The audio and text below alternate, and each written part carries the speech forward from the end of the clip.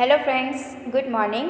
आज हम कक्षा 8 विषय हिंदी में पद्य 6 तूफानों की ओर यह काव्य का अभ्यास करने वाले हैं, जिसके कवि हैं शिव मंगल सिंह सुमन। तो सुमन जी के बारे में हम पहले जानेंगे, जो 5 अगस्त 1915 को ग्राम जगरपुर, ज़िला उन्नाव, उत्तर प्रदेश में बनारस हिंदू विश्वविद्यालय से एमए पीएचडी उन्होंने किया है। अनेक अध्ययन संस्थाओं, विश्वविद्यालयों तथा हिंदी संस्थान में उच्चतम पदों पर कार्य भी किया है तथा अनेक देशों की यात्रा की है उन्होंने। 1974 में मिट्टी की बारात, विषय तो देखिए, मिट्टी की बारात पर साहित्य अकादमी तथा 1993 में भारत भारती पुरस्कार से सम्मानित किया गया। 1974 में भारत सरकार द्वारा पद्मश्री से सम्मानित किया गया।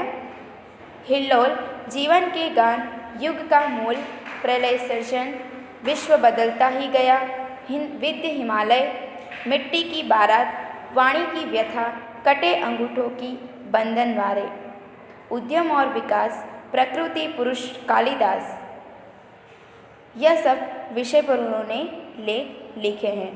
प्रस्तुत कविता में कवि शिव मंगल सिंह सुमन ने सदा संघर्ष में रहकर अपने लक्ष्य की ओर बढ़ने की प्रेरणा दी है।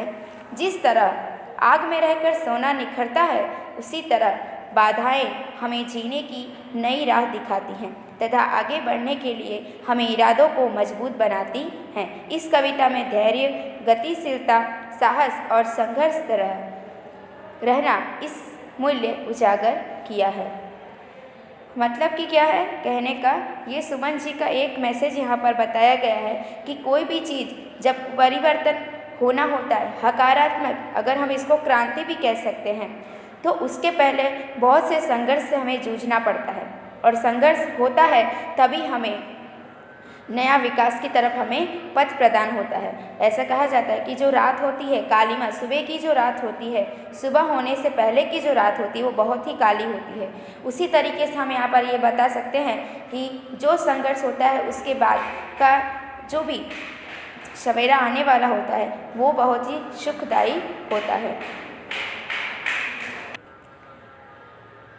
बच्चों, यहाँ पर हमारी कविता स्टार्ट होती है, तो देखेंगे पहला पैराग्राफ यहाँ पर बताया है कि तूफानों की ओर घुमा दो नाविक निज पतवार, आज सिंधु ने विष उगला है, लहरों का यौवन मचला है, आज हृदय में और सिंधु में साथ उठा है ज्वार, तूफानों की ओर घुमा दो नाविक निज पतवार। यहाँ पर अर्थ ये होता है कि हे नाविक, तुम तूफानों का सामना करने के लिए अपनी पतवार को तूफानों की दिशा में मोड़ दो। बराबर। आज समुद्र ने भी विष उगला है, समुद्र ने कठिन परिस्थितियों का निर्माण किया है, समुद्र की लहरें भी आज नाव को निगलना चाहती है। आज ऐसा लग रहा है कि सिंधु में जो तूफान उठा है, वैसा ही आज तूफान मेरे हृदय में भी उठा है कि वो तूफान कैसा है कि जो भी मुसीबत आएगी उसका सामना करने के लिए मैं तैयार हूँ, ऐसा कवि कहना चाहते हैं। पर तुम चिंता मत करो, समुद्र में ज्वार उठा है तो हमारे हृदय में भी भावनाओं का ज्वार है। जो हृदय में जो ज्वार उठा है वो भावनाओं का है, यानी हिम्मत का है। ठीक है, क्योंकि वो हमारा जो हृदय है वो सारी समस्याओं का हल या उसका सामना करने के लिए तैयार। आगे की लाइन है, लहरों के स्वर में कुछ बोलो, इस अंधड़ में साहस तोलो, कभी कभी मिलता जीवन में तूफानों का प्यार, तूफानों की ओर घुमा दो नाविक निज पतवार। यानी कह रहे हैं कवि कि लहरों का स्वर जैसे ऊंचा हो रहा है, वैसे ही तुम इसी आंधी में अपने साहस को आजमा कर देख लो कि तुम कितने हिम्मत वाले हो। ठीक है, यानी कि जब मुसीबत आती है तभी हमें पता चलता है कि हम कितने होशियार हैं। ठीक है, क्योंकि सामान्य जीवन तो कोई भी जी सकता है, लेकिन खुशी का जीवन भी कोई भी जी सकता है, लेकिन जब हमारे जीवन में मुसीबत आती है और जो व्यक्ति उसमें भी जीकर दिखाता है वही साहसवान कहलाता है। और ये भी बताया है कि कभी कभी मिलता है जीवन में तूफानों का प्यार। मतलब सोचो, कभी तो तूफान से भी प्यार करने के लिए कह रहे हैं। जीवन में तूफानों का प्यार कभी कभी मिलता है, कभी कभी हमारे जीवन में मुसीबत आती है। तो भाग्यशाली व्यक्ति को ही ऐसी जीवन में कठिनाइयों का सामना करने का मौका मिलता है, और जो उसमें जीकर दिखाता है वही सच्चा इंसान है। इसीलिए कवि कहते हैं कि तूफानों की ओर घुमा दो नाविक निज पतवार। ठीक है, ये जो हमारी नाव है उसको तूफान जिस दिशा से इस समुद्र में तूफान आ रहा है उसी दिशा में ले चलो। और मैं भी देखता हूँ ये तूफान कितना हमसे ज़्यादा शक्तिशाली है। चलिए, यह असीम निज सीमा जाने, सागर भी तो यह पहचाने, मिट्टी के पुतले मानव ने कभी न मानी हार, तूफानों की ओर घुमा दो नाविक निज पतवार।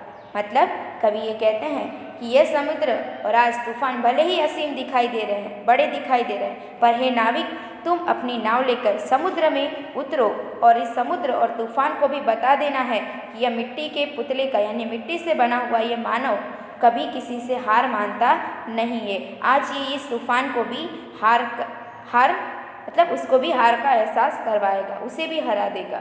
इसीलिए हे नाविक, तुम इस तूफान की ओर अपनी नाव घुमाकर ले चलो। सागर की अपनी क्षमता है, पर माझी भी कब थकता है। सागर की अपनी क्षमता है, पर माझी भी कब थकता है, जब तक सांसों में स्पंदन है उसका हाथ नहीं रुकता है। इसके ही बल पर कर डाले सातों सागर पार, आज तूफानों की ओर घुमा दो नाविक निज पतवार। मतलब यहाँ पर ये कहना चाहते हैं कि समुद्र के पास अपनी लहरों की शक्ति है, पर माझी के पास हिम्मत और आत्मविश्वास की शक्ति है। जब तक नाविक की सांसें चलती रहेंगी, यानी जब तक सांसों में स्पंदन है, जब तक नाविक की सांसें चलती रहेंगी, उसका हाथ नहीं रुकेगा, वो हिम्मत नहीं हारेगा। इसी शक्ति के बल पर नाविक ने सातों सागर पार किए हैं। बराबर, इसी आत्मविश्वास की शक्ति से उसने सातों सागर पार किए हैं। तो हे नाविक, तू अपनी पतवार जो है वो तूफानी की ओर घुमा और मुझे उसी तूफान की ओर ले चल, क्योंकि हमारा पूरा जीवन एक संघर्ष है और ये पूरा जीवन एक उस संघर्षमय समुद्र के रूप में है जो इस कविता में दिखाया गया है। और हम उस नाविक यानी कि हम नाविक कौन है हमारा, कि जो हमारी आशाएं हैं, हमारा हिम्मत है, हमारा आत्मविश्वास, वो नाविक है। ठीक है, और उस नाव में सवार होने वाले वो व्यक्ति, वो इंसान हम हैं। ठीक है, और ये जो तूफान है, समुद्र का तूफान, ये पूरा हमारा जीवन में आने वाली सारी समस्याएं हैं, उन्हीं को लड़ते हुए हमारे संसार रूपी सागर रूपी संसार को हमें पार करना है। ठीक है, तो ये कविता हम एक बार फिर से पढ़ेंगे। तूफानों की ओर घुमा दो नाविक निज पतवार, आज सिंधु ने विष उगला है, लहरों का यौवन मचला है, आज हृदय में और सिंधु में साथ उठा है ज्वार, तूफानों की ओर घुमा दो नाविक निज पतवार। लहरों के स्वर में कुछ बोलो, इस अंधड़ में साहस तोलो, कभी कभी मिलता जीवन में तूफानों सा प्यार, तूफानों की ओर घुमा दो नाविक निज पतवार। यह असीम निज सीमा जाने, सागर भी तो यह पहचाने, मिट्टी के पुतले मानव ने कभी न मानी हार, तूफानों की ओर घुमा दो नाविक निज पतवार। सागर की अपनी क्षमता है, पर माझी कभी न थकता है, जब तक सांसों में स्पंदन है उसका हाथ नहीं रुकता है। इसके ही बल पर कर डाले सातों सागर पार, तूफानों की ओर घुमा दो नाविक निज पतवार। ठीक है, चलिए आगे यहाँ पे शब्दार्थ दिए गए हैं। शब्दार्थ में है पहले नाविक यानी कि नाव चलाने वाला, या उसको आप मल्लाह या मांझी भी कह सकते हो। दूसरा है नीच यानी कि अपना स्वयं का। पतवार का मतलब होता है नाव चलाने वाली लकड़ी या चप्पू, गुजराती में उसको हलेशा भी कह सकते हो। ज्वार का मतलब होता है यहाँ पर तूफान यानी कि समुद्र में पानी का बढ़ना। अंधड़ यानी कि आंधी। असीम का मतलब होता है सीमाहीन, जिसकी कोई सीमा ना हो। क्षमता का मतलब होता है शक्ति, योग्यता। स्पंदन का मतलब होता है चेतना या धड़कन। बल पर यानी कि सहारे। बच्चों इसी के साथ शब्दार्थ समाप्त होता है। अभ्यास के प्रश्न हैं वो हम यहाँ पर नहीं करेंगे, लेकिन मैं यहाँ पर एक कविता हमें यहाँ पर बताई गई वो मैं करवाऊँगी, क्योंकि प्रश्न उत्तर जब आपको स्वाध्याय के वीडियोस जाएंगे नेक्स्ट पार्ट के अंदर तो मैं उसमें आपको समझा दूँगी, तो आप इसमें से अभ्यास स्वाध्याय कर सकेंगे। ठीक है, चलिए।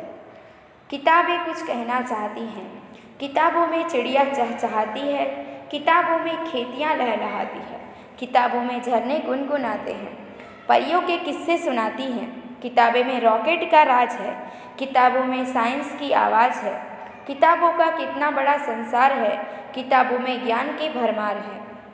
क्या तुम इस संसार में नहीं जाना चाहोगे? किताबें कुछ कहना चाहती है, तुम्हारे पास रहना चाहती है। यहाँ किताबों की कहानी बताई गई है कि किताबों में आप देखना कविता के रूप के अंदर आपको चिड़िया चहचहाती नजर आएगी, किताबों में खेतियाँ लहलहाती हैं, किताबों में खेतों के तस्वीर, झरने गुनगुनाते हैं, किस्से कहानी, बराबर किताबों से ही हमें परियों की कहानी भी पता चलती है। विज्ञान के द्वारा किताबों में रॉकेट का राज होता है, साइंस की बातें होती हैं, कितना बड़ा संसार इस छोटी सी किताब के अंदर समा जाता है, और किताबों में ही ज्ञान का भरमार यानी कि ज्ञान का भंडार है। क्या तुम इस संसार में किताब की जो दुनिया है उसमें नहीं जाना चाहोगे? किताबें हमें बहुत कुछ कह जाती हैं और ये तुम्हारे पास रहना चाहती हैं ताकि आप उन्हें पढ़ सको। ठीक है, चलिए अभी इसी कविता के ऊपर से कुछ प्रश्न भी यहाँ पर दिए हैं। ठीक है, तो वो मैं आपको उस वीडियो में बताऊँगी। फिर यहाँ देखिए छोटी सी कहानी बनाई गई है जिसके अंदर आपको सुबह घर मेला खिलौने वाला, ढेर सारे बच्चे, जगाना, खरीदा, खुश, मुर्गा, रात बख्शा और बांग, इन सभी शब्दों की मदद से आपको छोटी सी कहानी बनानी है जो आप खुद से बनाएंगे। बस, तो इसी के साथ हमारा आज यह छठा जो पद्य है तूफानों की ओर यहाँ पे समाप्त होता है। इसके वीडियोस आप YouTube पे सर्च करके इसके गीत जो हैं वो भी आप सुन सकते हैं, बहुत ही सुंदर गीत है इसका। ठीक है, तो आज का वीडियो यहाँ पे समाप्त होता है। थैंक यू, धन्यवाद।